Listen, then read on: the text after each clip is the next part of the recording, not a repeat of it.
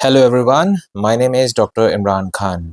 1870 में एक medical student की लाइफ चेंज हो गई जब उसको ये 21 वर्ड्स पता चले। सबसे पहले मैं वो 21 वर्ड्स आपके सामने रीड करता हूँ एंड देन उस मेडिकल स्टूडेंट की का नाम आपके सामने रिवील करूँगा। That is a very very great physician जो अपने टाइम के रहे हैं और अभी तक उनको माना जाता है। So those 21 words are: Our main business is not to see what lies dimly at a distance, but to do what lies clearly at hand. Amazing lines. जो मेडिकल प्रैक्टिशनर थे उनका नाम था सर विलियम ऑसलर। सो इस जो 21 words जो अभी आपने सुने उसका मतलब क्या है कि जो हमारे सामने है हमें उस पे फोकस करना चाहिए। जो फ्यूचर है जो हमें नज़र भी नहीं आता and that is very dim, उसके बारे में हमें कुछ भी अंदाज़ा नहीं है, हमें उसके बारे में फोकस नहीं करना चाहिए, उसके बारे में नहीं सोचना चाहिए। सो ये जो हमारा वीडियो है दैट इज़ टोटली डेडिकेटेड कि हम वरीज़ बहुत ज़्यादा करते हैं, बहुत ज़्यादा सोचते हैं, बहुत ज़्यादा परेशान रहते हैं फॉर मेनी थिंग्स। और सबसे बड़ी चीज़ यही है जो अभी हम लोगों ने डिस्कस किया एंड दैट इज़ कि हम फ्यूचर के बारे में बहुत ज़्यादा सोचते हैं और प्रेजेंट में नहीं रहते हैं। फ्यूचर के बारे में भी सोचते हैं प्लस पास्ट के बारे में भी सोचते हैं, वो सबसे बड़ी प्रॉब्लम होती है। देखिए, आप अगर हमेशा पीछे मुड़-मुड़ के चलते रहेंगे ना, तो आप हमेशा आगे गिरेंगे ही गिरेंगे। This is for sure. तो पीछे मुड़ के चलना बंद करिए, पास्ट को देखना बंद करिए। येस, पास्ट से सीखिए, पास्ट से इंस्पिरेशन मिलता है, पास्ट से हमें जो हमने गलतियाँ की हैं, हमें उससे सीखने को मिलता है और हमेशा हमें प्रेज़ेंट में रहना चाहिए। और फ्यूचर किसी के हाथ में नहीं है, फ्यूचर किसी ने नहीं देखा क्या होने वाला है, क्या नहीं होने वाला है, आपकी ज़िंदगी आपको कहाँ ले जाएगी, आपको बिल्कुल भी उसका इल्म नहीं है। मैंने एक अपने प्रीवियस वीडियो में एक एग्ज़ाम्पल दिया था कि अपनी जो लाइफ़ होती है that is like a bread, कि अगर ब्रेड पुरानी हो जाएगी तो आप उसको खा नहीं पाएँगे। और अगर आप ये सोचते रहेंगे कि अब हमें आगे ब्रेड मिलेगी कि नहीं मिलेगी, कैसे मिलेगी, क्या करना होगा और तमाम तरीके की अगर आप परेशानियाँ सोचते रहेंगे तो आप हमेशा परेशान ही रहेंगे। You should always live in the present, right? So हमेशा प्रेज़ेंट में रहना चाहिए। फ्यूचर के बारे में हमेशा प्लान करते रहना चाहिए। प्लान करना इज़ डिफरेंट और उसको लेके एंग्ज़ायटी डेवलप करना is a different thing, right? Future को लेके एंग्ज़ियस या एंग्ज़ायटी या परेशान नहीं होना चाहिए, उसके लिए हमेशा हमको प्लान करना चाहिए। देखिए, सोच जो होती है ना वो 2 तरीके की होती है, एक होता है गुड थिंकिंग, एक होती है बैड थिंकिंग। गुड थिंकिंग जो होती है आप लोग को भी अब समझ में आ रहा होगा, गुड थिंकिंग का मतलब होता है एक पॉज़िटिव सोच होती है जो कि हमेशा एक क्रिएटिव होती है, सॉल्यूशंस ढूँढने के लिए हमेशा एक सोच होती है, that is what is called a good thinking. और बैड थिंकिंग हमेशा आपको परेशान करती रहती है, परेशान करने वाली जो सोच होती है, आप हमेशा एंग्ज़ायटी में रहते हो, परेशान रहते हो, that is what is called as bad thinking. एक बुक मैंने पढ़ी थी, man's search for meaning by Victor E Frankl. बहुत अमेजिंग बुक है, अगर आपने पढ़ी होगी तो आपको अंदाज़ा होगा। तो विक्टर ई फ्रैंकल जो उस वक़्त नाज़ी होलोकॉस्ट वग़ैरह जो हुआ था, नाज़ी टाइम में जो होलोकॉस्ट हुआ था फॉर द ज्यूज़ के अगेंस्ट जो हुआ था, तो उसमें होलोकॉस्ट का सिचुएशन आप जानते थे, it was a terrifying experience for the people out there. तो उस दौरान में विक्टर फ्रैंकल ने अपने आप को कैसे मोटिवेटेड रखा, कैसे पॉज़िटिव रखा, गुड थॉट्स हमेशा अपने दिमाग में रखे और जिसकी वजह से आफ्टर हॉलोकास्ट उन्होंने बहुत डेवलपमेंट किया, अपने आप को उन्होंने एक बहुत ही अच्छे लेवल पे ले गए एंड उनकी बुक्स वगैरह उनकी रिलीज़ हुई जो कि ऑल टाइम बेस्ट सेलर्स में हैं। So that is what is called as good thinking या पॉजिटिव थिंकिंग। तो वो हमेशा पॉजिटिव थिंकिंग अपनी रखनी चाहिए, राइट? तो बैड थिंकिंग अवॉइड करनी चाहिए, पॉजिटिव थिंकिंग में हमेशा हमें रहना चाहिए, हमेशा पॉजिटिव सोचना चाहिए, प्रेज़ेंट में रहना चाहिए, पास्ट में नहीं रहना चाहिए, फ्यूचर हमने देखा नहीं है, राइट? तो हमेशा प्रेज़ेंट में रहना चाहिए। अब अगली प्रॉब्लम जो बहुत कॉमन है, जो बहुत ज़्यादा परेशान हमें करती है कि हम लोग ना पाइल अप करते चले जाते हैं अपने काम को, ऑलराइट? प्रोक्रास्टिनेशन इसको बोलते हैं। हम लोग हमेशा अपने काम को पाइल अप करते चले जाते हैं, चलो यार कल कर लेंगे, यार कल कर लेंगे। तो हम लोग दरअसल करते क्या है ना कि हम लोग उस काम की जो जो ग्रेविटी है, उस वर्क को करने की जो ग्रेविटी है ना, उसको हम लोग कम कर देते हैं। अपने आप से ही कम कर देते हैं। कभी ये हो सकता है कि हमारा मन ना कर रहा हो, ये हो सकता है कि हम अभी उस काम को करने के लिए तैयार ना हो, इसलिए हम उस चीज़ को आगे टाल देते हैं। ऐसा नहीं करना चाहिए। टालने से वो काम गायब तो हो नहीं जाएगा, राइट? तो एक के ऊपर एक काम वो डेवलप होते चले जाते हैं, पाइल अप होते चले जाते हैं, पाइल अप होते चले जाते हैं, फिर एक पहाड़ सामने आ जाता है, देन फिर से वही वरीज़ एंड एवरीथिंग आ जाती है। So you should not pile up things, right? You should not pile up things.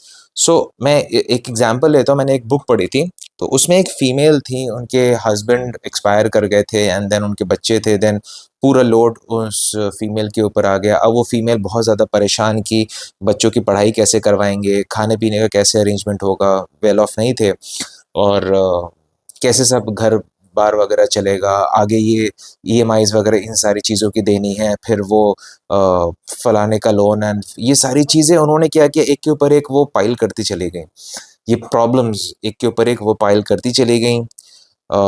इससे इससे हुआ क्या कि जो चीज़ें उनको अभी करनी थी, उसको भी वो प्रोक्रास्टिनेट करती चली गईं और वो चीज़ें पाइल अप होती चली गईं। फिर उन्होंने एक कोटेशन पढ़ा कहीं पर कि every day is a new life to a wise man. तो जब उन्होंने ये कोटेशन पढ़ा तो शी वाज़ ऑस्ट्रक्ड। तो उन्होंने ये सोचा यार एग्ज़ैक्टली मैं भी तो यही कर रही हूँ। कि मैं भी ये गलती कर रही हूँ इनफैक्ट कि हम हर चीज़ को कल पे टाल रही हूँ।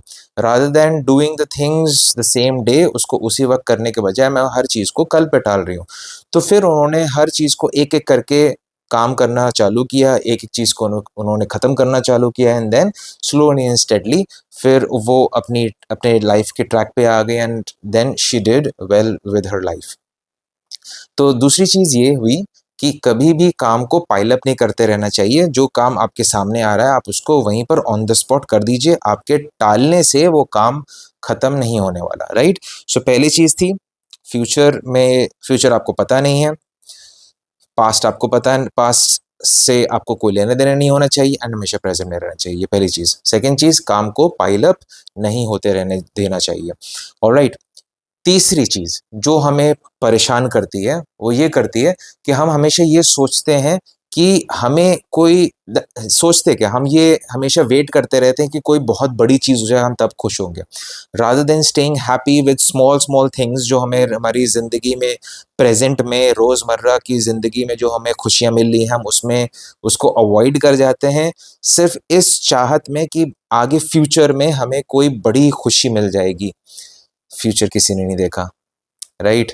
तो हमेशा प्रेज़ेंट में रह के छोटी-छोटी जो खुशियाँ आपके सामने आ रही हैं, आप उनको एन्जॉय करिए, उनको लिव करिए, फ्यूचर के बारे में नहीं सोचिए। येस, प्लानिंग करिए जैसे मैंने बताया, यू शुड ऑलवेज़ प्लान और हमेशा प्रेज़ेंट में रहना चाहिए। देखिए वक़्त कभी भी एक जैसे नहीं रहता, वक़्त हमेशा बदलता रहता है। एक कोटेशन है, "you can not step into the same flowing river twice", right?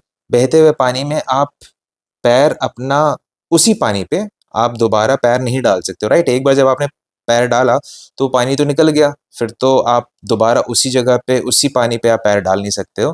तो इसका मतलब ये है, तो इसका मतलब जो जो लाइफ़ होती है ना, वो चलती-चलती जाती है। खराब चीज़ें लाइफ़ में आती हैं, उनको फ़ेस करना चाहिए, अच्छी चीज़ें आती हैं, उनको एन्जॉय करना चाहिए, प्रोक्रास्टिनेट नहीं करना चाहिए। अगर कोई हमारे ऊपर प्रॉब्लम वगैरह आ रही है, कोई काम हमें करना है, तो उसको पाइल अप नहीं करना चाहिए, उसको आगे की तरफ नहीं डालना चाहिए। एक वर्ड होता है called as carpe diem, seize the day and make most out of it. बहुत इम्पोर्टेंट, बहुत अच्छा वर्ड है, carpe diem, seize the day and make most out of it.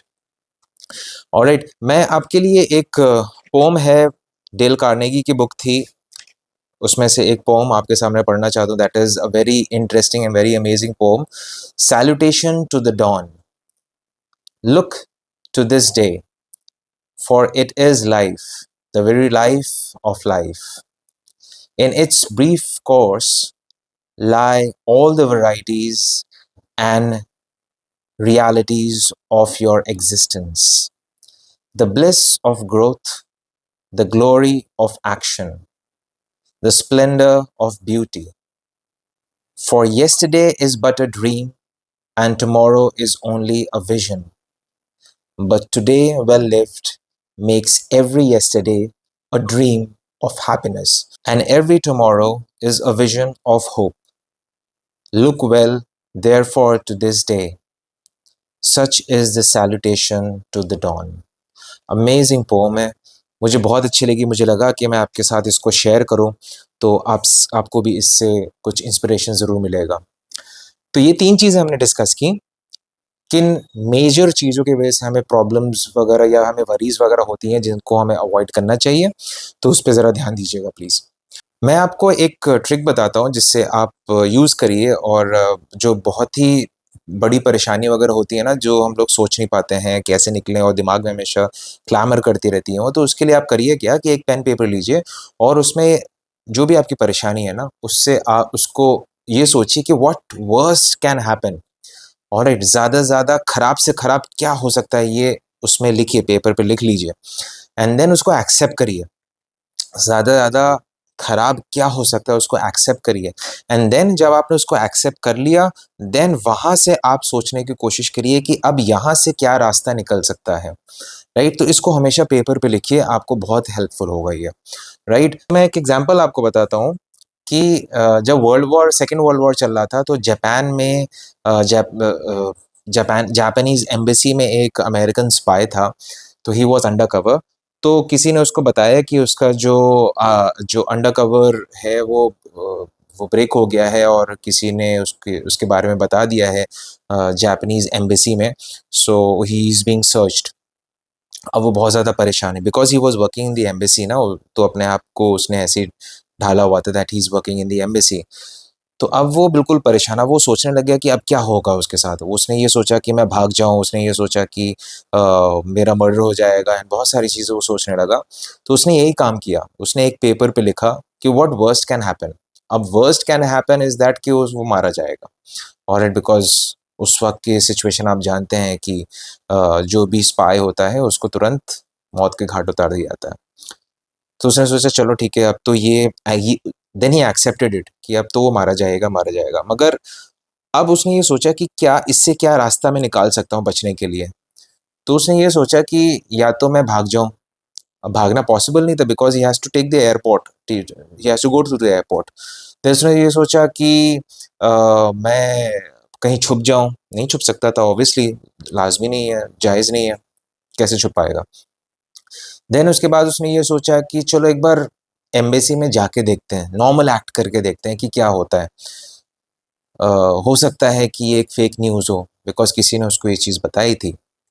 तो उसने बहुत सोचने के बाद उसने ये सोचा कि चलो ये आला करते हैं कि एम्बेसी में जाके देखते हैं कि क्या होता है। ऑलराइट, मरना तो है ही, ऑलराइट। तो वो गया वहाँ पर, जब वहाँ पर वो गया तो टू हिज़ एस्टोनिशमेंट जितने लोग थे, जो जापानीज़ थे, जो वर्क कर रहे थे, उन्होंने बिल्कुल भी ध्यान नहीं दिया इसकी तरफ, ऑलराइट, कि ही इज़ अ स्पाई। तो इसका मतलब उसको जिसने भी बताया it was a fake news. तो अगर उस न्यूज़ में आके वो परेशान होके अगर उसने कोई स्टेप ले लिया होता, वो भाग गया होता या कुछ भी उसने अनाप-शनाप कर दिया होता, तो तुरंत उसका जो अंडर कवर था वो ब्लो हो गया होता and he would have been killed. मगर उसने सोचा क्या? उसने ये सोचा what worst can happen, then उसने एक स्ट्रैटेजी बनाई, उसको एक्सेप्ट किया, देन उसने स्ट्रैटेजी बनाई और फिर उस स्ट्रैटेजी में से उसने एक चूज़ किया और उस पे उसने अमल किया, एंड लकीली वो स्ट्रैटेजी उसने बनाई थी वो फिट हो गई। सो इस तरीके से स्ट्रैटेजी इस तरीके से लिखा जाता है। मैं भी कभी-कभार लिखता हूँ जब बहुत ज़्यादा परेशानी कोई चीज़ करती है, बहुत ज़्यादा कोई चीज़ परेशान कर रही होती है तो मैं लिख लेता हूँ और फिर उसमें से रास्ता निकालने की कोशिश करते हैं, तो इट हेल्प्स अ लॉट। अब बहुत ज़्यादा सोचने से मैं इसलिए मना कर रहा हूँ, बहुत ज़्यादा सोचने से, बहुत ज़्यादा प्रॉब्लम या वरीज़ दिमाग में रखने से। प्रॉब्लम्स क्या होती है ना, एक तो हमारा मेंटल बैलेंस जो होता है वो गड़बड़ाने लगता है, ब्रेन प्रॉब्लम्स वगैरह होने लगती हैं, स्टमक अल्सर्स वगैरह होने लगते हैं, इमोशनल सिकनेस वगैरह सब आने लगती हैं, एंड स्टमक डिसऑर्डर्स वगैरह होने लगते हैं। बहुत सारी और परेशानियाँ आने लगती हैं, इसीलिए हमेशा इससे बचना चाहिए to keep yourself healthy, alright? Your mind healthy and your health healthy, alright? Plato आप जानते हैं is a renowned Greek philosopher, तो वो हमेशा ये बोलते हैं the greatest mistake physicians do is to cure the body without attempting to cure the mind, isn't it? बहुत सारी जो बीमारियाँ होती हैं ना, वो हमारे दिमाग से जुड़ी होती हैं। तो अगर और हमारा अगर दिमाग ठीक रहता है तो हमारी बॉडी भी ठीक नहीं रहती है, राइट? तो first of you should always try to keep your mind healthy. जब आपका माइंड हेल्दी रहेगा तो आप हमेशा सोचने लगेंगे, आप अपनी बॉडी का ख़्याल रखेंगे, आप बाकी सब लोग जो आपसे जुड़े हुए हैं, आप उनका भी ख़्याल रखेंगे। अब लास्ट क्वेश्चन ये आता है कि इतना लाइफ में टेंशन है, इतना हसल-बसल है और इतना कॉम्पिटिशन है, क्या हम अपनी वरीज़ को छोड़ सकते हैं? नेग्लेक्ट कर सकते हैं या अपनी वरीज़ को बिल्कुल कम कर सकते हैं? बिल्कुल कर सकते हैं, वी हैव द पावर। ये जो है ना, ये अमेज़िंग चीज़ है। आप इससे चाहे कुछ भी करवा सकते हैं, राइट? वरीज़ को भी दूर रख सकते हैं, सब कुछ आप कर सकते हैं। ऑलराइट, सो फिर से मैं एक ज़रा जल्दी से रिवाइंड कर देता हूँ सारी चीज़ें, आपके लिए रिकैप कर देता हूँ कि वरीज़ किन वजहों से ज़्यादातर आती है। सबसे पहले हम लोग हमेशा फ्यूचर में देखने की कोशिश करते हैं, जो कि हमें नहीं पता क्या होने वाला है। पास्ट के बारे में सोचते रहते हैं, अगेन पास्ट से हम कुछ कर नहीं सकते, हम सिर्फ सीख सकते हैं। प्रेज़ेंट में हमेशा रहना चाहिए, पहली चीज़। दूसरी चीज़, चीज़ों को पाइल अप नहीं होने देना चाहिए, ऑलराइट? जो काम आपके सामने है उसको ऑन द स्पॉट कर लीजिए। तीसरी चीज़, live in the present. Future में जो खुशी के लिए आप वेट करते रहते हैं, उसके लिए वेट नहीं करिए। जो प्रेज़ेंट में खुशियाँ मिल रही हैं, आप उसको एन्जॉय करिए, ऑलराइट? देन फोर्थ चीज़ जो आप करिए, आप हमेशा पेपर पे लिखिए कि आपके साथ प्रॉब्लम वर्स्ट से वर्स्ट चीज़ क्या हो सकती है उस प्रॉब्लम से रिलेटेड, देन उसका सॉल्यूशन ढूँढिए, ऑलराइट? ये सारी चीज़ें जब आप करेंगे ना, देन आप अपने माइंड को आप टेंशन फ्री रख सकते हैं, आप माइंड को अपने आप हेल्दी रख सकते हैं and then in turn you can keep your physique healthy, your body healthy and जो लोग आपसे जुड़े हुए हैं, आप उनका भी ख़्याल रख सकते हैं। So with this, take care of yourself, take care of your beautiful mind that the almighty has given to you. उसका ख़्याल रखिए, अपनी बॉडी का ख़्याल रखिए, अपने आस-पास जो लोग हैं उनका ख़्याल रखिए and I will see you soon. Take care, bye bye.